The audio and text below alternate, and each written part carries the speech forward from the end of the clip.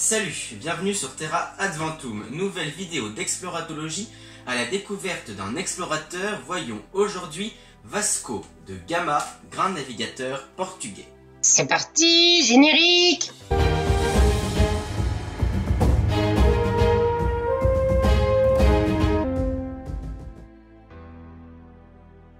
Vasco de Gama est né en 1469 à Sines, au Portugal, village de pêcheurs, c'est tout naturel, qui s'intéresse à l'océan.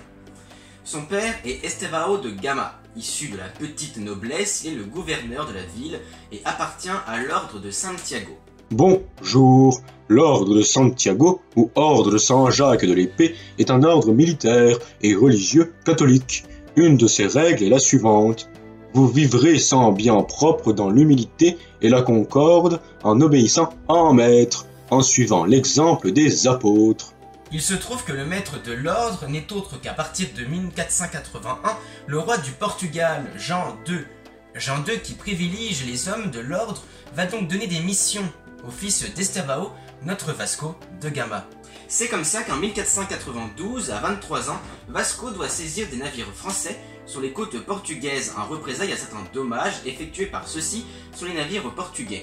Mission qui réussit parfaitement et qui lui vaut d'être reconnue par le roi.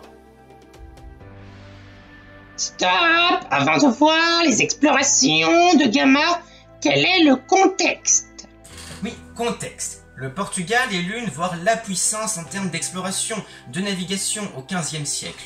Henri le Navigateur, prince du Portugal, encourage les explorations.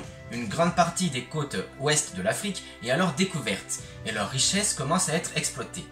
À la mort d'Henri, le Portugal montre moins d'intérêt. Il faut attendre le règne de Jean II pour revoir cet esprit de conquête.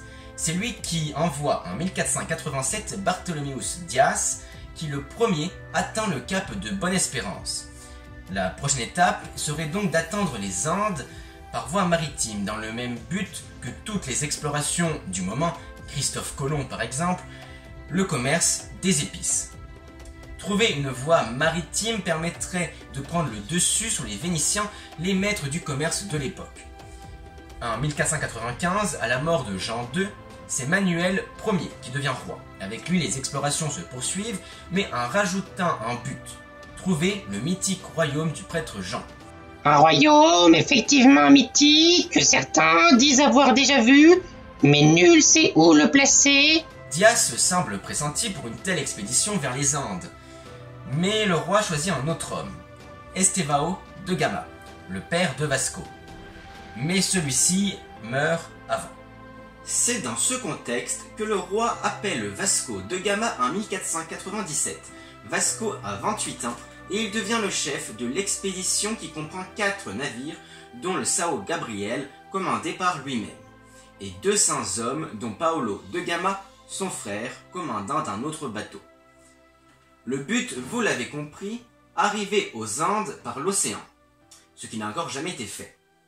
Le début est facile, il suffit de suivre le trajet de Bartholomeus Dias. Le cap de Bonne-Espérance est alors franchi en 1497. Une escale sur la côte africaine permet d'abandonner un navire pour cause de manque d'hommes, pour en gérer 4 bien sûr. Et oui, le scorbut fait des ravages.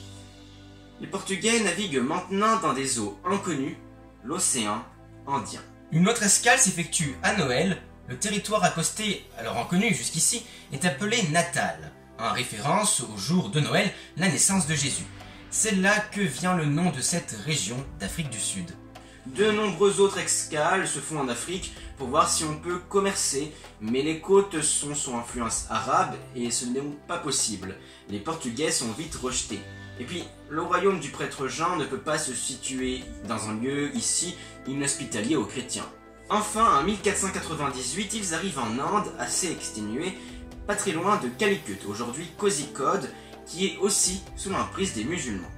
Bon, maintenant qu'on y est, remplissons les objectifs. Vasco se rend chez Zamorin, le chef local, et lui propose de commercer ensemble. Mais celui-ci refuse, car il estime que les biens que les Portugais veulent lui donner sont assez nuls. Les négociations sont dures. Gama arrive finalement à obtenir quelques épices non sans mal et à ouvrir un commerce entre le Portugal et Calicut. L'autre objectif, c'est de retrouver le mythique royaume du prêtre Jean, donc un lieu avec beaucoup de chrétiens. Mais en Inde, il n'y en a pas beaucoup. Le voyage du retour est un véritable enfer. Les tempêtes s'enchaînent, le scorbut est toujours là. À son arrivée au Portugal, la moitié des hommes ne sont plus là. Morts. Vasco de Gama est quand même accueilli un héros, il est devenu le découvreur des Andes. Et oui, c'est le premier Européen à atteindre les Andes par voie maritime. L'expédition est donc un succès, mais aussi un échec. Les pertes, et puis le royaume mythique n'a pas été découvert. La prochaine étape est d'aller plus loin. La volonté des Portugais est de faire de Calicut un comptoir portugais, en gros de soumettre la région. En 1502, Vasco de Gama repart alors en Inde avec cette fois 20 navires. Cette expédition de masse ouvre le début de l'âge d'or de l'empire colonial portugais.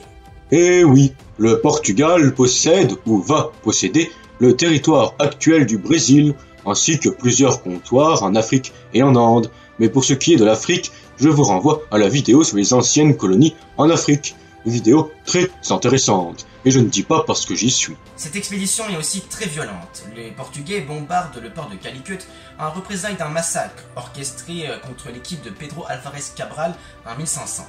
Cabral, c'est le découvreur du Brésil. Vasco de Gama tente par la force de s'emparer du territoire, mais rien à faire, Calicut résiste aux assauts portugais. À son retour, Vasco de Gama est mis à la retraite par le roi et perd tous ses droits en Inde. Pourquoi? Parce qu'il a failli. Calicut n'a pas été conquis, le royaume du prêtre Jean n'a pas été découvert, et peut-être aussi par ses méthodes jugées barbares pour parvenir à ses fins. Par exemple, on raconte qu'il aurait brûlé un navire où étaient détenus des otages portugais afin de ne pas payer la rançon. Il ne faut pas penser non plus que cette expédition est un échec. Elle permet d'ouvrir les prémices de la colonisation au Mozambique et aussi de commencer à ouvrir d'autres petits comptoirs en Inde. Vasco de Gama, en retraite à seulement 34 ans, vit sans doute paisiblement avec sa famille.